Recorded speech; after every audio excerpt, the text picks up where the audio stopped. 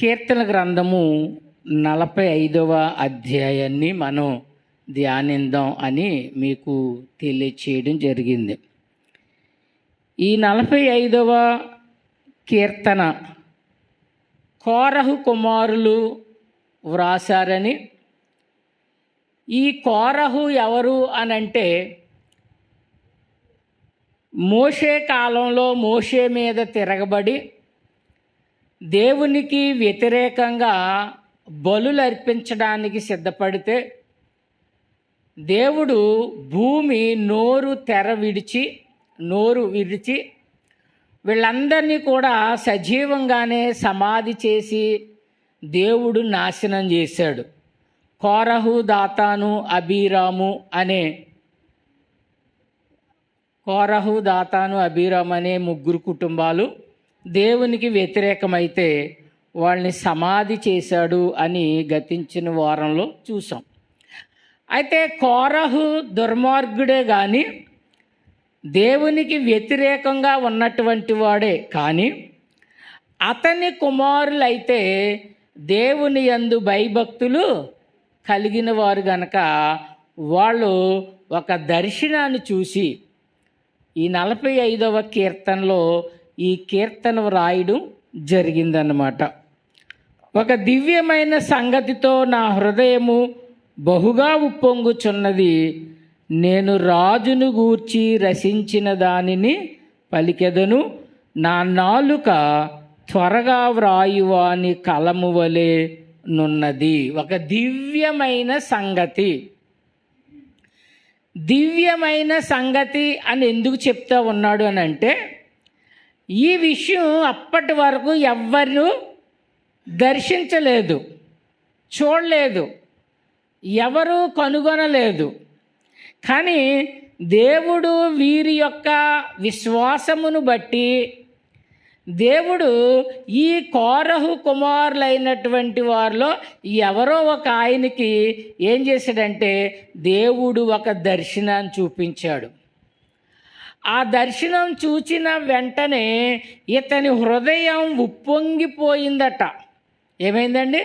ఉప్పొంగిపోయిందట. ఎందుకంటే దేవుడు ఎవరికి కనుపరచని, ఎవరికి బయలుపరచని ఒక అద్భుతమైనటువంటి విషయాన్ని, ఒక సంగతి దేవుడు నాకు దర్శనంలో చూపించాడు.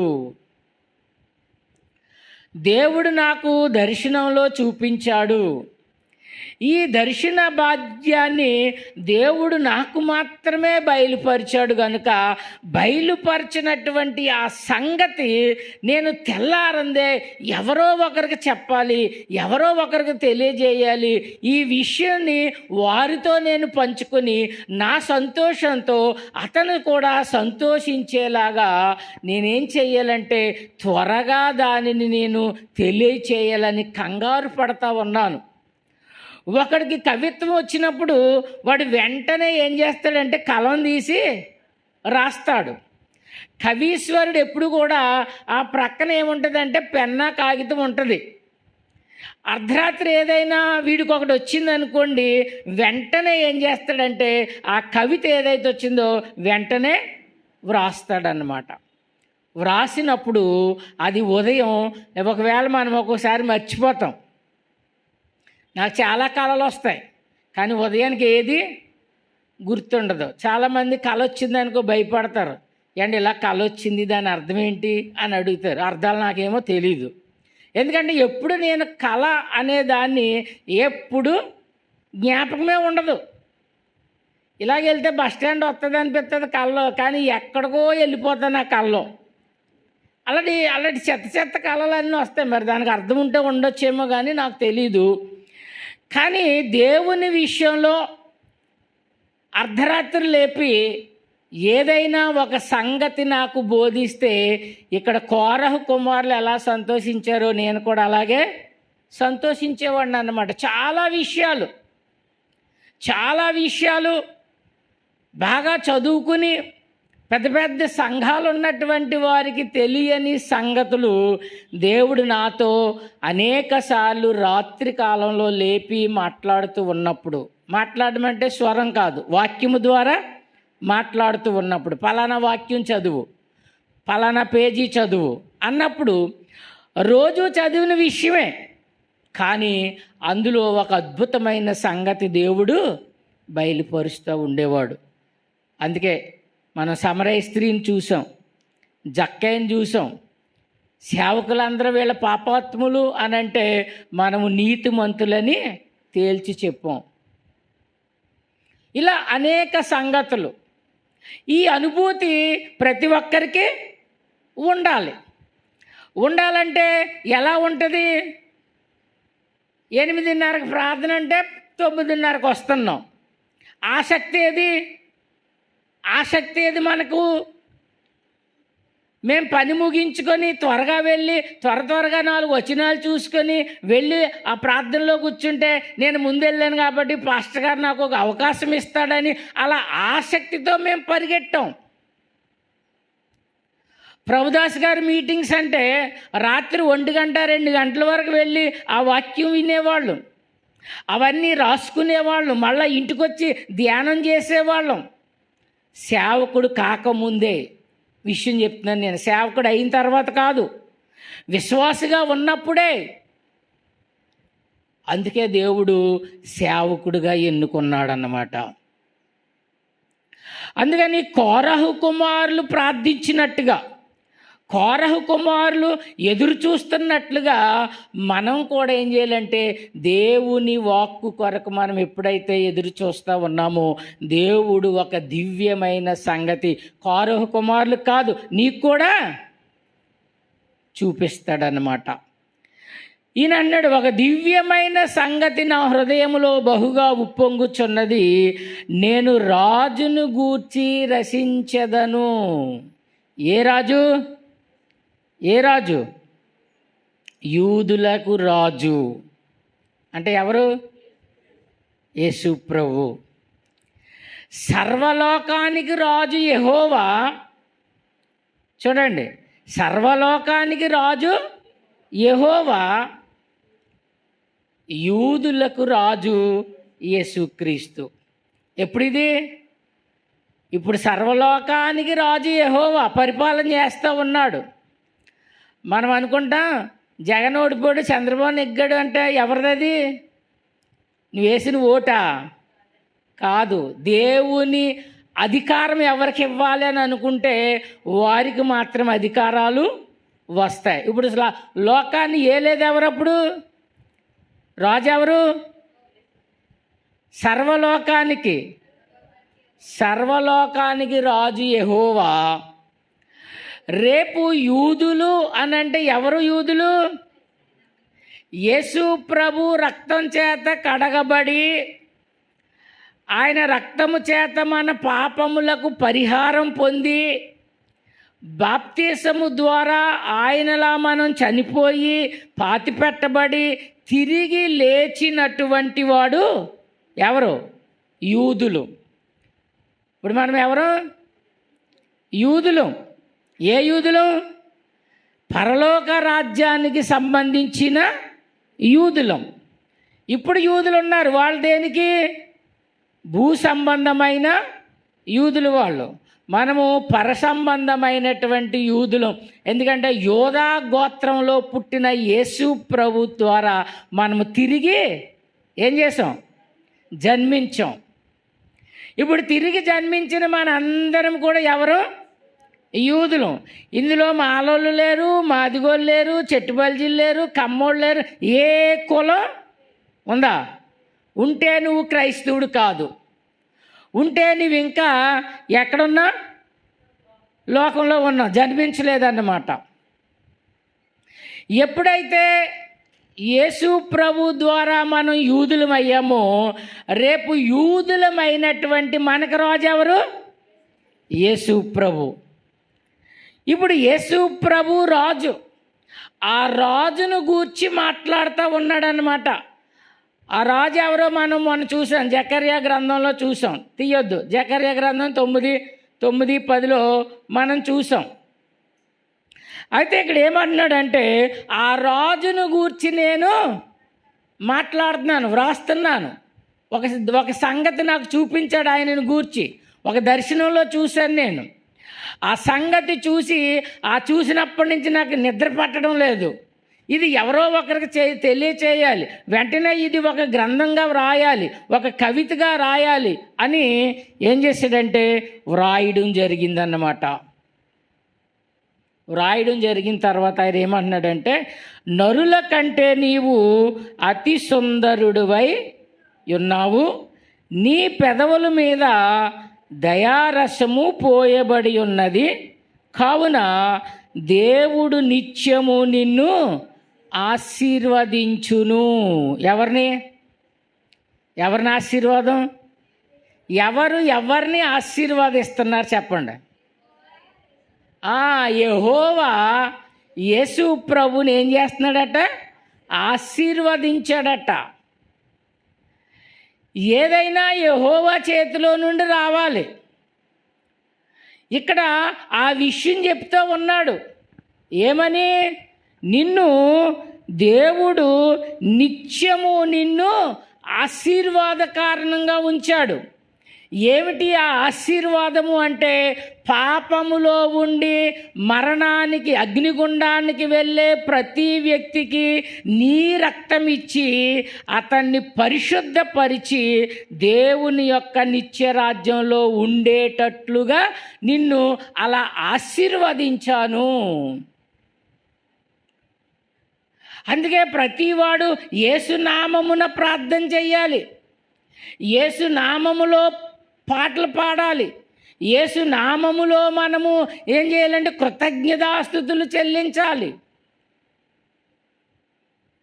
ఏది చేసినా యేసునామములో చేయమండానికి కారణం ఏంటంటే, నువ్వు రేపు యూదుడివై యోధా రాజ్యంలో నీవు ఉండాలంటే, నిన్ను ఆశీర్వాదకరంగా ఉంచాలంటే కారణం ఎవరంటే యేసు ప్రభు. యేసు ప్రభుని దేవుడు ఏం చేశాడట? నిత్యము నిన్ను ఆశీర్వదించెను. సూర్యుడా, నీ కత్తి మొలను కట్టుకొనుము, నీ తేజస్సును నీ ప్రభావమును ధరించుకొనుము. ఇప్పుడు సిద్ధపరుస్తున్నాడు అన్నమాట. యేసు ప్రభు వారు ఎలా సిద్ధపడుతున్నాడో కోరహు తెలియజేస్తూ ఉన్నాడు. కోరహు కుమారుడు ఏమని తెలియజేస్తున్నాడంటే, యెహోవా అన్నాడంట, నీ కత్తి మొలను కట్టుకొనుము, నీ తేజస్సు నీ ప్రభావమును ధరించుకొనుము. ధరించుకొని ఎక్కడికి వెళ్ళాలి అని అంటే, సత్యమును వినయముతో కూడిన నీతిని స్థాపించుటకు. ఇప్పుడు ఈ రాజు ఏం స్థాపిస్తాడట?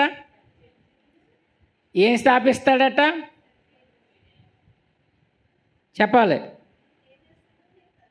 ధరించుకొనుము, వినయముతో కూడిన నీతిని స్థాపించడానికి. ఈ రాజు అవసరం ఏంటంటే, ఈ రాజు ఎందుకు వస్తున్నాడంటే నీతిని స్థాపించడానికి. ఈ నీతి ఏదైతే ఉందో, నీతి మరణము నుండి రక్షించును. సామెతల గ్రంథంలో ఉంటుంది, నీతి మరణము నుండి రక్షిస్తూ ఉంది. యెహెజ్కేలు గ్రంథంలో చెప్తాడు, ఒక యుద్ధం వచ్చింది అనుకోండి, ఆ యుద్ధంలో అందరూ చచ్చిపోతారు, కానీ ఎవరైతే నోవహుల, దానియేలుల, యోబుల ఎవరైతే ఉంటారో అట్టి వారు తమను తాము రక్షించుకొందురు. యెహెజ్కేలు గ్రంథంలో ఉంది. కరువు వచ్చింది. కరువు వచ్చినప్పుడు అందరూ ఆకలితో అలమలాడుతూ ఉన్నారు, అల్లాడిపోతూ ఉన్నారు, అందరూ చచ్చిపోతున్నారు ఆకలితో. అలాంటి ఆకలి కరువు వచ్చిన దేశంలో ఈ యోబు కానీ, దానియేలు కానీ, నోవహు కానీ వీళ్ళ ముగ్గురు ఉంటే దేవుడు అన్నాడు, తమ నీతిని బట్టి తమ్మును మాత్రమే రక్షించుకుందరు. తమ నీతిని బట్టి తమ పిల్లలను రక్షించుకోలేరని ఉంది. తండ్రుల నీతిని బట్టి పిల్లలు రక్షించబడరు. పిల్లల నీతిని బట్టి తండ్రి రక్షింపబడడని ఉంది. ఎవరి నీతి వారినే రక్షిస్తుంది అన్నమాట. అందుకని ఈ నీతిని స్థాపించడానికి యేసు ప్రభువారు సిద్ధపడి రాజుగా వస్తే గనక ఇక్కడ ఏం చెప్తున్నాడంటే, ఆ నీతి ఎవరిలో అయితే ఉందో వారిని మాత్రమే ఏం చేస్తాడు? రక్షిస్తాడట. ఆ నీతి మనలో లేదనుకోండి, ఏం చేస్తాడు? చెప్పాలి. ఏం చేస్తాడు? కీర్తన గ్రంథం 2వ అధ్యాయము 9వ వచనం, ఇనుపదండముతో నీవు వారిని నలుగగొట్టుదువు, కొండను పగలగొట్టినట్టు వారిని ముక్క చెక్కలుగా. ఎవరిని? అక్కడ మాటొద్దు, వాక్యం. నీతి. ఎవరైతే ఆ నీతిలో లేరో, ఎవరైతే నీతిగా బ్రతకడం లేదో. నీతి అంటే ఏంటి? చెప్పాలి కృపావతి గారు. నీతి అంటే ఏంటి? అబ్రహాము యెహోవాను నమ్మెను, అది అతనికి నీతిగా ఎంచబడెను. అబ్రహాముకి దేవుడు ఏదైతే మాట్లాడాడో అది నమ్మాడట. ఆ నమ్మిందే ఏమిటి? నీతి.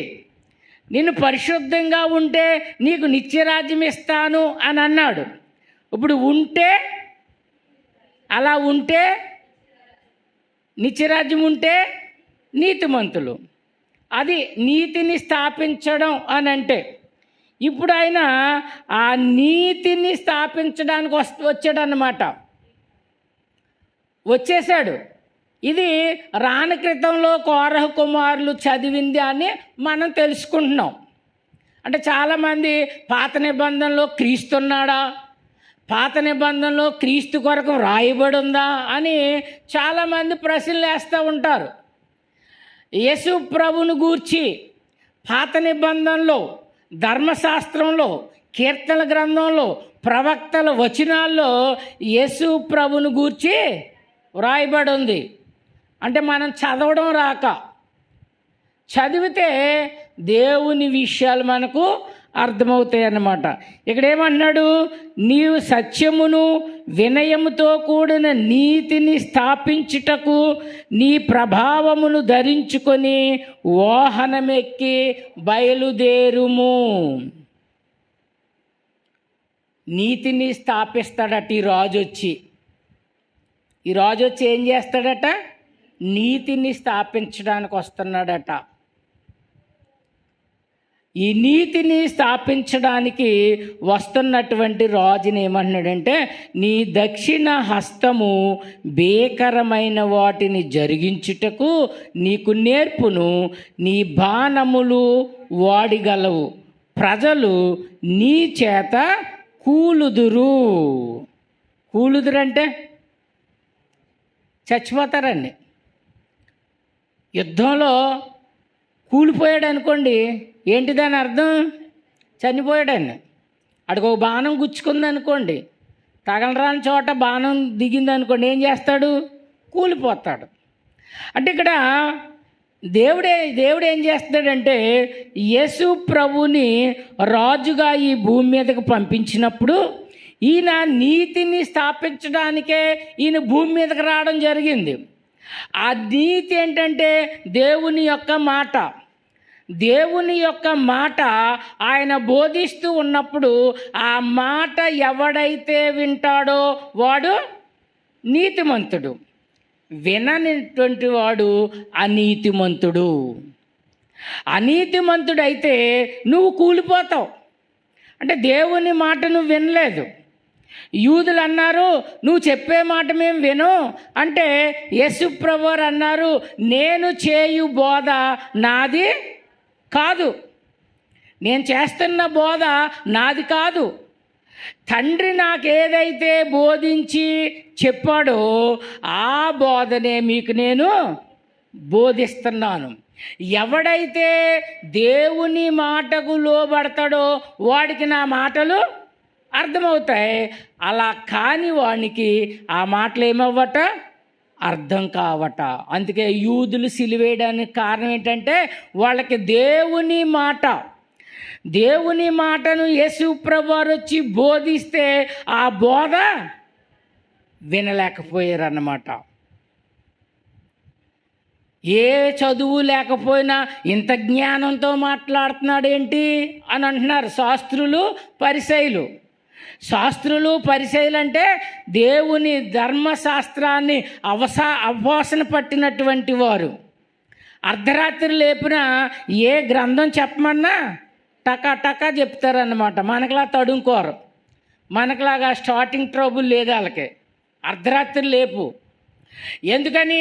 దేవుడు చెప్పాడు, నీవు కూర్చున్నప్పుడు, లేచినప్పుడు, త్రోవ నడిచినప్పుడు, పడుకుంటున్నప్పుడు దీనిని ధ్యానం చేయి, నువ్వు చదువు, దీనిని నీ పిల్లలకు నేర్పించు, నీ పిల్లలకు నేర్పించు.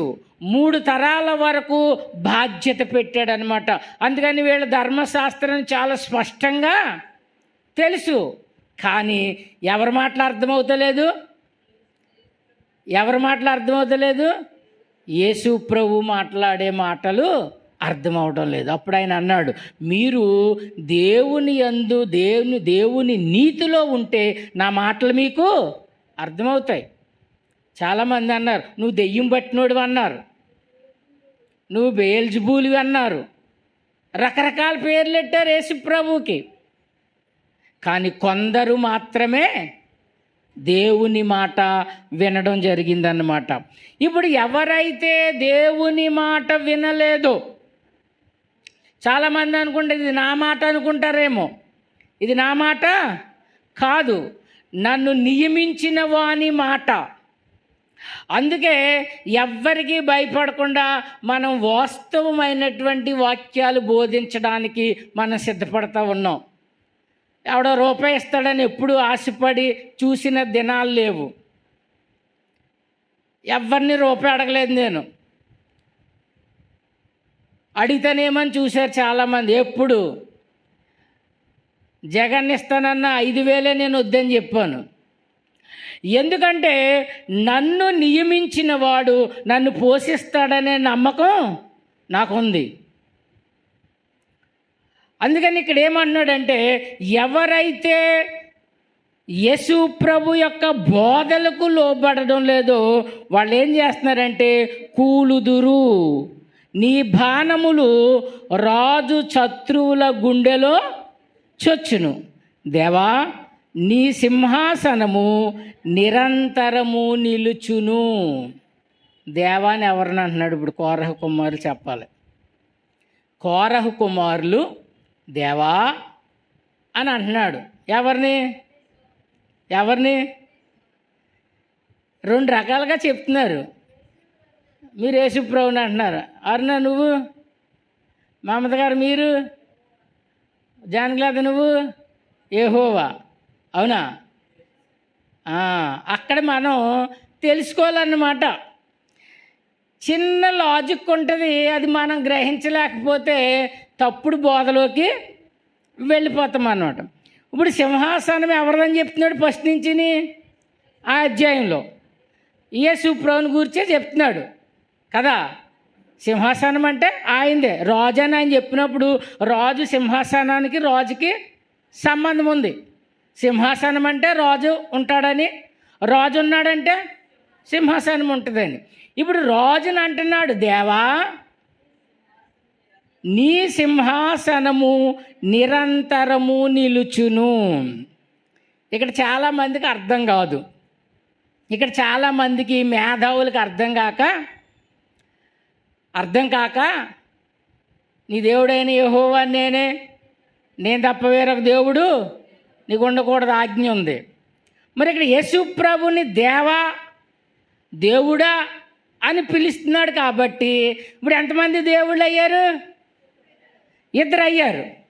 ఇప్పుడు 2 దేవుళ్ళు అయ్యారు కనుక ఈ సేవకులందరూ ఏం చేశారంటే, నీ దేవుడైన యెహోవా నేనే అని ఆజ్ఞ ఇచ్చాడు కాబట్టి యెహోవాయే యేసుక్రీస్తుగా పుట్టాడని పుట్టగాయించారన్నమాట.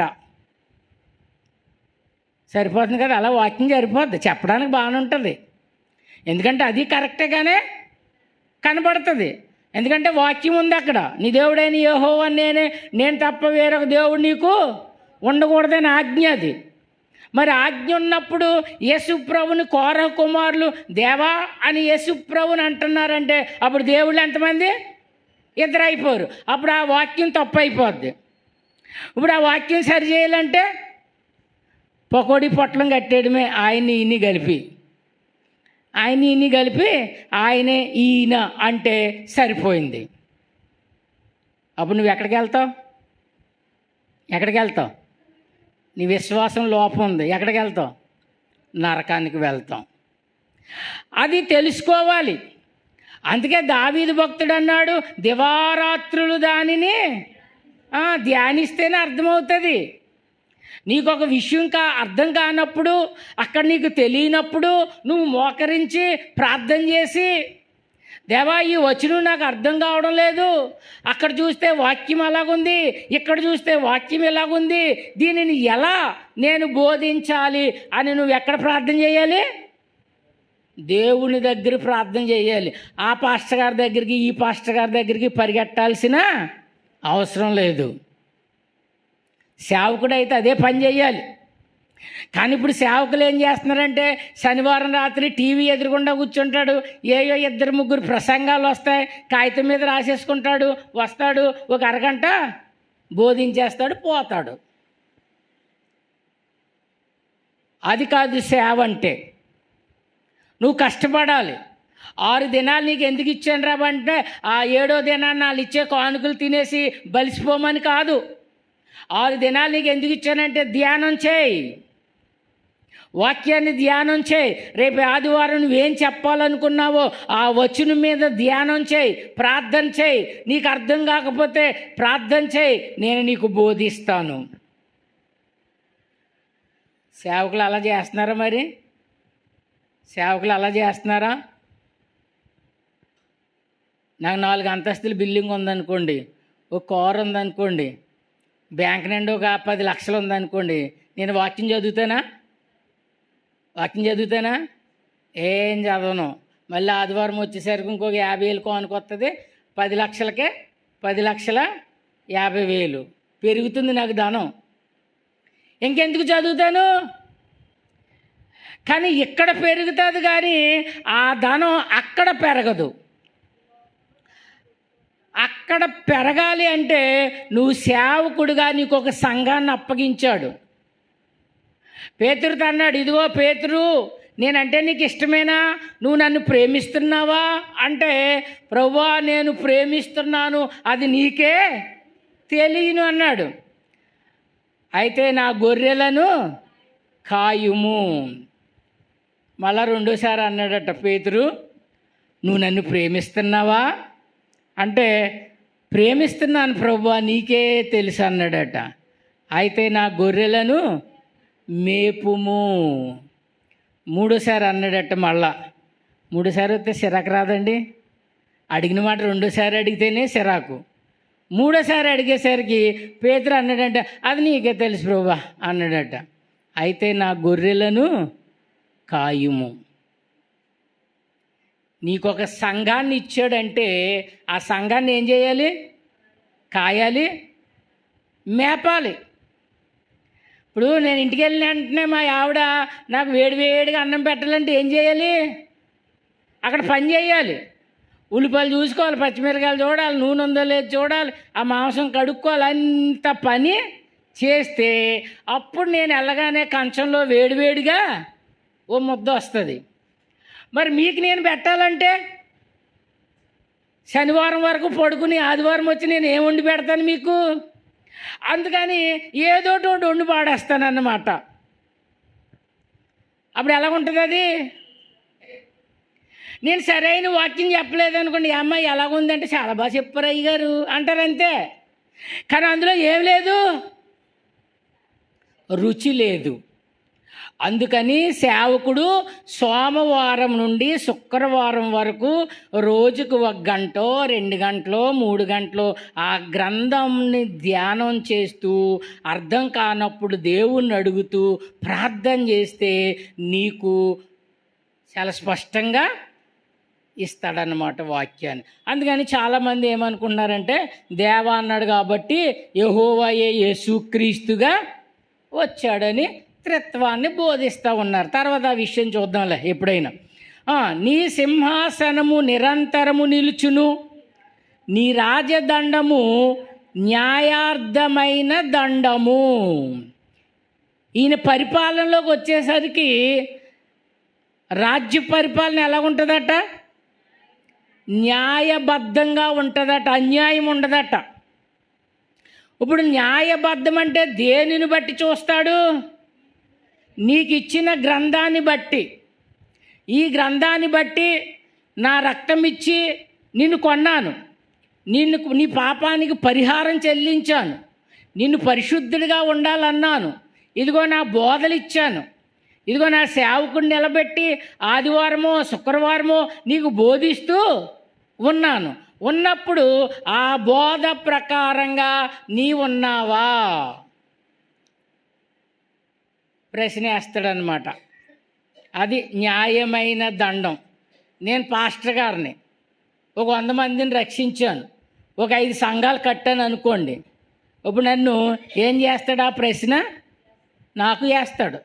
ఎందుకంటే న్యాయార్థమైన దండం ఉంది ఆయన చేతులు. అది న్యాయానికే పనిచేద్ది, అన్యాయానికి ఇనపరోడ్డు అయిపోద్ది. ఇనపరోడ్డు అయిపోతే కొండను ముక్క చెక్కలు చేసినట్టు చేస్తాడనమాట. అయ్యా అంతా బాగానే చేశానయ్యా, మా అమ్మాయి పుష్పవతి అయినప్పుడు చేతిలో కొబ్బరి బొండం పెట్టానయ్యా అన్నాను అనుకోండి. ఇప్పుడు ఏంటి నీతిలో ఉన్నానా? నీతి తప్పనా లేదా? నేను పరిశుద్ధుణ్ణి, మీరు కూడా పరిశుద్ధంగా ఉండాలి. మనిషి ఏమనుకుంటున్నాడంటే పరిశుద్ధంగా ఉండాలి అని అంటే నేను వ్యభిచారం చేయలేదు, నేను దొంగతనం చేయలేదు, నేను పక్కోడిది ఏమి ఆశించలేదు, ఇవి చెప్పుకుంటున్నాం. అంతేనా? పాపం అంటే ఏం గుర్తొస్తుంది మనకి? వ్యభిచారం చేస్తే పాపం అంటాం, దొంగతనం పాపం అంటాం, పొరుగువాడిని ఆశిస్తే పాపం అంటాం. ఇవే పాపాలు అనుకుంటాం. కానీ దేవుడు తన పరిశుద్ధుడు గనక తన నియమించిన నియమావళిలో మనం ఉంటే రాజదండం న్యాయార్థంగా ఉంటుంది. కానీ దేవుని వాక్యానికి 1 ఇంచు తప్పితే ఏమైపోతాం? ముక్క చెక్కలైపోతాం. ఒక ఆయన లలిత్ కుమార్ అని ఒక హైందవ సోదరుడు ఉన్నాడు, లలిత కుమార్ అని. వీడొకడు, అలాగే సుగుణ అనేవాడు ఆవిడొకడు ఉన్నాడు. వీళ్ళిద్దరూ ఏం చేస్తున్నారంటే క్రైస్తవుల మీద అనేక దూషణలు చేస్తున్నారనమాట. వీళ్ళ తాతలు క్రైస్తవులే, వీళ్ళిద్దరు క్రైస్తవులే, వీళ్ళ తాతలు వీళ్ళ తండ్రులు క్రైస్తవులే. కానీ మధ్యలో వీళ్ళకి ఏ పోయే కాలం వచ్చింది అంటే బైబిల్ అర్థం కాక, ఇలాంటి వాక్యాలు అర్థం కాక మళ్ళీ ఏం చేశారంటే హిందుత్వంలోకి వెళ్ళిపోయి బైబిల్ మీద అనేక విమర్శలు చేస్తున్నారన్నమాట. చేస్తూ లలిత్ కుమార్ ఒక మాట అన్నాడు. ఆ మాట నాకు చాలా నచ్చింది. ఏమన్నాడంటే, ఇప్పుడు క్రైస్తవులు అంటున్నారండి, ఈ క్రైస్తవులు ఈ హిందూ మతంలో మారి క్రైస్తవులు అయ్యామంటున్నారు. ఇప్పుడు క్రైస్తవ్యంలోకి వెళ్ళిన తర్వాత వాళ్ళు ఏం మార్చుకున్నారు? వివాహం జరిగినప్పుడు మంగళసూత్రం మాది, ఎవరిది? హిందువులది, మాది. మరి అక్కడికి వెళ్ళి ఏం కట్టించుకుంటున్నారు? మళ్ళీ మంగళసూత్రమే కట్టించుకుంటున్నారు. కుమార్తె పుష్పవతి అయితే చేతిలో కొబ్బరి బండం పెట్టి ఆచారం మాది. బాప్తీసం తీసుకుని వెళ్ళి ఈడేం చేస్తున్నాడు? మళ్ళీ కొబ్బరి బొండమే పెడుతున్నాడు. నిశ్చితార్థాలు మాయి, మీకు లేవు నిశ్చితార్థాలు. ఉందా? రిపకాని పెళ్లి చేసుకోవడానికి వెళ్ళారు, నిశ్చితార్థం ఉందా? లేదు. ప్రధానం ఉంది, వస్తువులు ఇచ్చారు, తీసుకొచ్చేసారు అంతే. మరి నిశ్చితార్థం నీకు ఎక్కడొచ్చింది? వాళ్ళు చేసేది క్రైస్తవుడు చేస్తున్నాడు. ఒక ఇంట్లో తండ్రి కానీ తల్లి కానీ చనిపోతే మైలు ఎప్పుడు వరకు? 7 రోజుల, 14 రోజుల, సాయంకాలం వరకే. సాయంకాలం వరకే. ఆ శవాన్ని పూడ్చిపెట్టొచ్చి నువ్వు తలారా స్నానం చేస్తే ఏమైపోయింది? మైలు అయిపోయింది, నీకు లేదు. నువ్వు ఎవరింటికైనా వెళ్ళొచ్చు, ఎవరైనా నీ ఇంటికి రావచ్చు. కానీ మనం ఏం చేస్తున్నాం? వాళ్ళు పెట్టారు 7 రోజులు ఎవరింటికి వెళ్ళకూడదు, ఎవరిని పలకరించకూడదు. అప్పుడేమైంది? మళ్ళా మా ఆచారమే. నిశ్చితార్థం మాది, మంగళసూత్రం మాది, అక్షింతలు మాయి, పసుపు రాయడం మాది, మామిడాకులు కట్టేది మాది. మీరు మతం మారి నిజమైన దేవుడు అంటున్నారు, నిజమైన దేవుని దగ్గరికి వెళ్తున్నాం అంటున్నారు, తీరా అక్కడికి వెళ్ళి చేసేది ఏంటంటే మళ్ళీ ఇవే. అలాంటప్పుడు మీరు మతం మారడం ఎందుకు అని ఆ లలిత్ కుమార్ అడిగాడు అన్నమాట. ఇప్పుడు పాస్టర్లు ఏం చేయాలి? అందుకని క్రైస్తవులు నిలబడడం లేదు మెయిన్. ఆడు అలా అన్నాడు అంటే నీవు సెపరేట్ అయిన జీవితం ఏది? పేతురు గారు అన్నారు, ఈ లోకానికి వేరై బ్రతకండి. ఆడు మందు తాగుతాడు, నేను మందు తాగుతలేదు, వేరుపడ్డాం. ఆడు పూజ చేస్తున్నాడు, నేను చేయడం లేదు, వేరుపడ్డాం. మరి పెళ్లి దగ్గరకు వచ్చేసరికి వేరుపడడం లేదు, వాళ్ళదే తెచ్చి మనం ఇక్కడ పెడతాం. పైగా భారతదేశ సాంప్రదాయం అంటాడు ఈ పాస్టర్ గారు నిలబడి. మంగళసూత్రం కట్టడం భారతదేశంలో ఎక్కడా లేదు, కొన్ని చోట్లే ఉంది. మరేం చేస్తున్నాం మనం? ఇప్పుడు న్యాయమైన ఆ దండం కనుక నీ మీదకు వస్తే, ఇప్పుడు నువ్వు ఇందులో ఏదో అపవిత్రతలో ఉన్నావు అనుకోండి, అప్పుడు ఏం చేస్తుంది ఆ దండం? చెప్పాలి. దండించడం కాదు, ముక్క చెక్కలు. కుండను గుర్తుపెట్టుకోండి, కుండను పగలగొట్టినట్లు ఏం చేస్తాడు? అయ్యా నేను పొద్దున్నే మందిరం తుడిసేదాన్ని, అందరికంటే ముందెళ్ళేవాడిని, కుర్చీలు సదిరాను, అది చేశాను, ఇది చేశాను, ఆ మందిరం కడుతున్నారంటే ₹1,00,000 ఇచ్చాను. ఇవేమీ పనిచేయు, ఇవి పనిచేయు.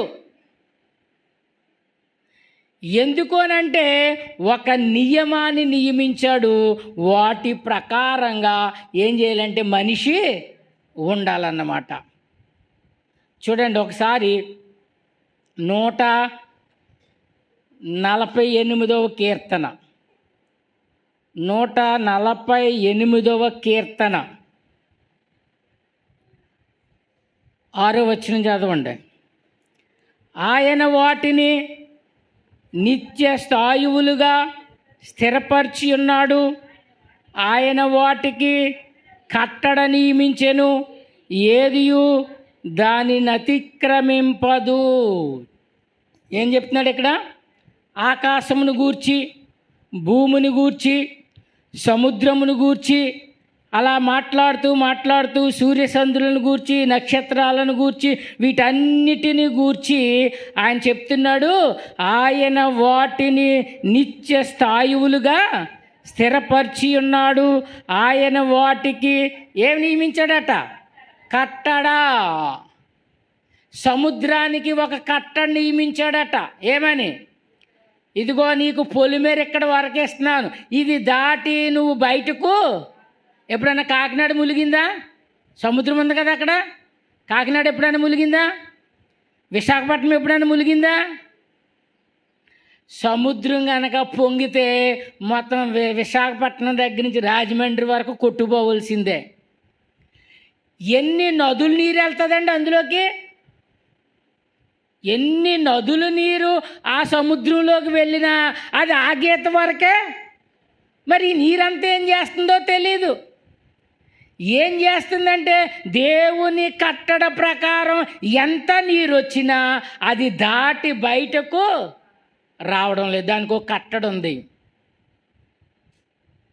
సూర్యుని అన్నాడు, ఇదిగో నువ్వు ఫలానా టైంకి ఉదయించు, ఫలానా టైంకి అస్తమించు. మారిందా? ఎప్పుడైనా మారాడండి? ఒక 2 రోజులు రాకుండా కూర్చున్నాడు అనుకోండి, 48 గంటలు పడుకుని ఉండగలరా మీరు? లేరు. 12 గంటలు సూర్యుడు, 12 గంటలు చంద్రుడు. ఈ 12 గంటల్లో నువ్వు పని చేయాలి, ఈ 12 గంటల్లో పడుకోవాలి. నైట్ నిద్ర పట్టలేదు అనుకోండి, పొద్దునకి ఎలాగుంటుంది మనకి? మన ముఖం ఎలాగుంటుంది? కట్టడ నియమించాడట దానికి. మనకు కూడా ఒక కట్టడ ఉంది. మనకేంటో తెలుసా కట్టడి? పగలంతా పనిచేసి ప్రతి మనిషి 9 గంటలకు పడుకుండిపోవాలి, 5 గంటలకు లేవాలి. ఇది ఆరోగ్యంగా ఉండాలి అని అంటే ఖచ్చితంగా 8 గంటలు నిద్ర ఉండాలి మనిషికి. తిన్నది అరగాలి. ఇదే ఆరోగ్యం. ఆరోగ్యం అంటే ఏటో కాదు, కంటి నిండా నిద్ర, తిన్నది అరిగిపోవడం. మనకి ఎందుకు అరగడం లేదంటే 11 గంటల వరకు సెల్ చూస్తాం. ఏమండి? సెల్ చూసిన తర్వాత సగం నిద్రపోద్ది. నువ్వు అటు ఇటు దొరిలేసరికి 11 గంటలు 12 గంటలకు నిద్రపోతావు. 5 గంటలకు ఎక్కడ లెగుతావు? 8, 9 అవుతుంది. ఇప్పుడు కట్టల్లో ఉన్నావు నువ్వు. ఏమంటే కట్టల్లో ఉన్నామా? 9 గంటలు పడుకుని 5 గంటలకు లేవలేకపోతే మనం ఎందులో లేము? కట్టల్లో లేము. అందుకే మనకు అనారోగ్యాలు, అందుకే మనకు బాధలు. ఎందుకంటే దేవుడి కట్టడ మీరం మనం. రేపు దండం వస్తే ముక్క చెక్కలైపోతాం. దేవుడు చెప్పాడు మనకు, ఆరోగ్య సూత్రాలు చెప్పాడు. ఈ ప్రకృతిలో అనేకమైనవి పెట్టాడు. నీకు రక్తం తక్కువగా ఉందంటే బీట్రూట్ తిను, క్యారెట్ తిను, తోటకూర తిను, ఆ చుక్కకూర తినమని చెప్తున్నాడు. మనం ఏం చేస్తాం? ఆ రోజున ఒక బాటిల్ కొనుక్కుని ఏం చేస్తాం? ఎక్కించేస్తాం. కట్టల్లో ఉన్నావా? రక్తమును తినకూడదని చెప్పిన దేవుడు రక్తం ఎక్కించుకుంటే ఊరుకుంటాడా? రక్తము వాని ప్రాణం. నీ రక్తం నీ ప్రాణం.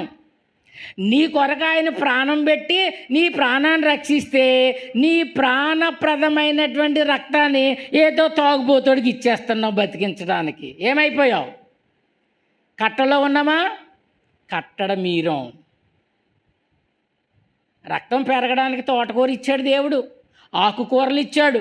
మనకు ఆకుకూర లెక్క రోజు ఏముండాలి? ఒక ముక్క ఉండాలి తప్పనిసరిగా. ఓ ముక్క ఉండాలి. ముక్క లేదంటే గుడ్డు ఉండాలి. ఏదో నీచి ఉండాలన్నమాట. మరి దేవుడు 6 దినాలు నువ్వు చక్కగా తిను, అన్నీ తిను. అన్నీ తిన్నప్పుడు నీకు రక్తం పుష్కలంగా ఉంటుంది. కిడ్నీ ప్రాబ్లం వచ్చింది. ఈనాడు అనేక మంది చెప్తున్నారు, అనేక కషాయాలు ఉన్నాయి, అనేక ఆకులు ఉన్నాయి. పిచ్చి మొక్కలు అనుకుంటున్నాం, రూపాయి కొనక్కర్లొద్దు. వాటి కషాయాలు తాగుతుంటే ఎంతోమంది బాగుపడుతున్నారు. నేను sugar tablet, BP tablet, heart attack tablet వేసి సంవత్సరం అయ్యింది. బతికున్నానా లేదా? బాగానే ఉన్నానా లేదా? అంచేత దేవుని కట్టల్లోకి మనం ఎప్పుడైతే వస్తామో దేవుడు మరలా మనల్ని ఏం చేస్తున్నాడంటే తన నీతి ద్వారా కాపాడుకోవడానికి చూస్తున్నాడు అనమాట.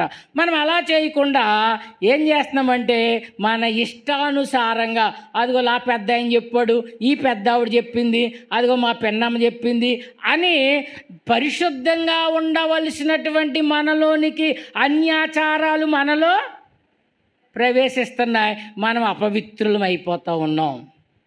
కట్టడ మీరతా ఉన్నాం.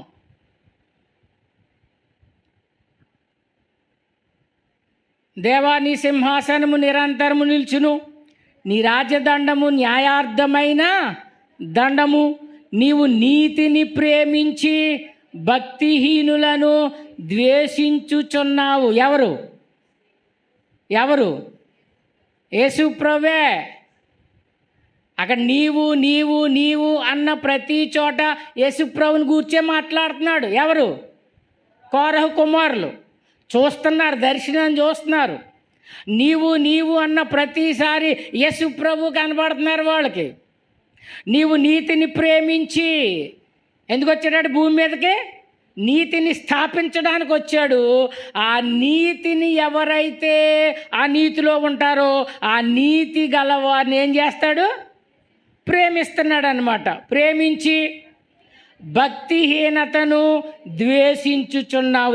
ఎవరైతే భక్తిహీనులున్నారో, ఎవరైతే భక్తి లేకుండా బ్రతుకుతా ఉన్నారో ఆ భక్తిహీనులు ఏం చేస్తున్నాడట?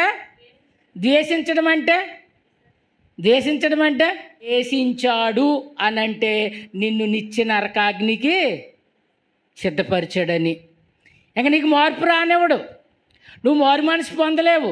ఒక్కసారి దేవుడు నీకు ఛాన్స్ ఇచ్చినప్పుడు దానిని మనం ఉపయోగించుకోకుండా ఇంకా భక్తిహీనులుగానే ఉంటే దేవుడు అనుకుంటాడట ఆయన దృష్టిలో నుంచి పక్కకి, అంటే జీవ గ్రంథంలో అతని పేరు ఉండదన్నమాట, తప్పించేస్తాడు.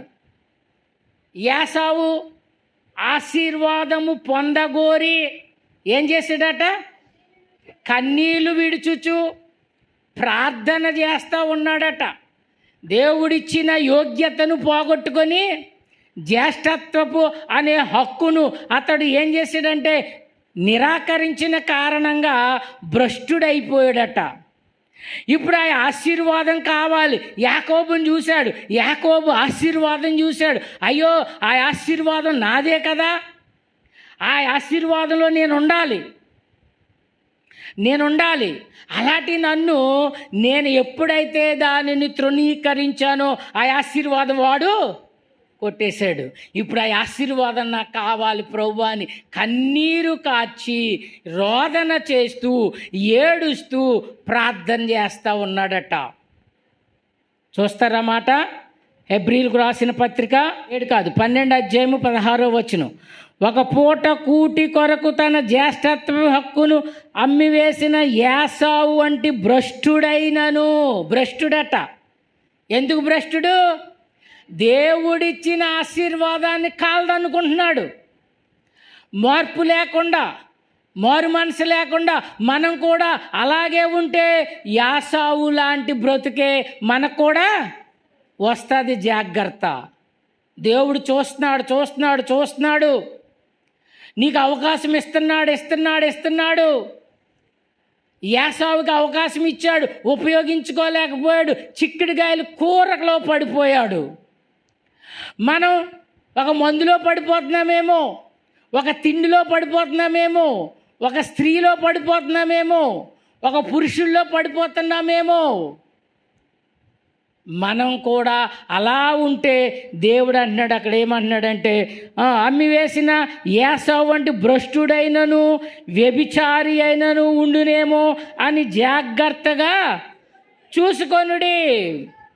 ఏసావు ఆ తరువాత ఆశీర్వాదము పొందగోరి కన్నీళ్లు విడుచుచు దానికోసము శ్రద్ధతో వెదికినను మారు మనసు పొందే అవకాశం విసర్జింపబడ్డాడట దేవుని దృష్టిలో నుండి.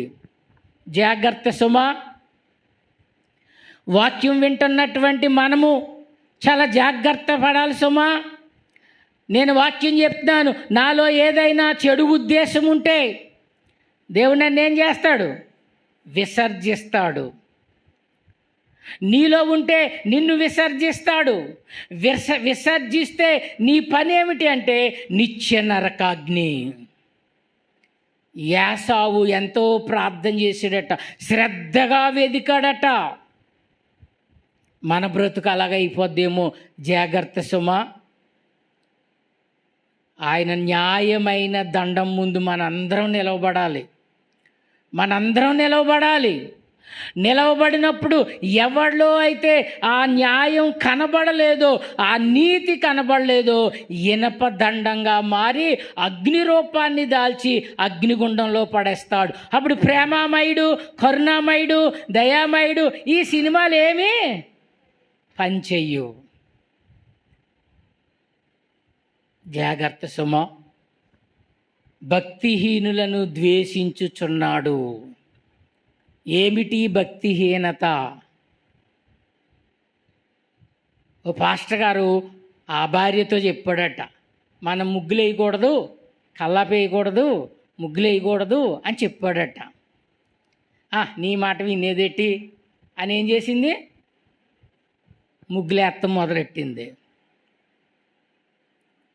అప్పుడు ఎందులో ఉన్నాం మనం ద్వేషిస్తాడా, ప్రేమిస్తాడా? ఒక ఆవిడ మన చర్చిలోకి వచ్చేది, వాళ్ళు ఇప్పుడు లేరులేండి. ఆవిడ అద్దెళ్ళకి తిరిగేది. ముగ్గెడితేనే కానీ మేము ఇల్లు ఇవ్వం, దీపం వెలిగిస్తేనే కానీ ఇల్లు ఇవ్వమని అన్నారని వాళ్ళ ఊరు వెళ్ళిపోయింది. గుర్తుందా? వెళ్ళిపోయింది, వాళ్ళ ఊరు వెళ్ళిపోయింది. ఎందుకని? మనం దీపం పెట్టకూడదు, ఏం చేయకూడదు. నువ్వే ఒక దీపం, నువ్వే ఒక వెలుగు. ముగ్గు పెట్టమన్నారని వెళ్ళిపోయారు. కానీ క్రైస్తవులు చాలామంది పాస్టర్ గారి మాట మనకు లెక్కేంటి అని ముగ్గు వేస్తూ ఉంటాం. అపవిత్రమయ్యావా? అపవిత్రం అనేది ఒకటి ప్రవేశించిందా? అనీతి అనేది ఒకటి ప్రవేశించిందా? క్రైస్తవులకి సేవకుడు ఇవన్నీ చెప్పరు, చెప్పిన విశ్వాసులు వినరు. విన్నవాడు అదృష్టవంతుడు. ఆత్మ సంగములతో చెప్పుచున్న మాట ఉన్నాయి. మీకు చెవులు? ఏ చెవులు ఉన్నాయి? దిద్దులు పెట్టుకోవడానికి ఉన్నాయి అంతే మన చెవులు. ఎందుకు లేవు? వినడానికి లేవు. అయినా 8 గంటలు నిద్ర ఉండాలండి మనిషికి, అది ఆరోగ్యం. అలా చూద్దాం. కావున దేవుడు నీ దేవుడే చెలికాండ్ర కంటే హెచ్చగునట్లుగా నిన్ను ఆనంద తైలముతో అభిషేకించి ఉన్నాడు. కావున దేవుడు నీ దేవుడే. ఎంతమంది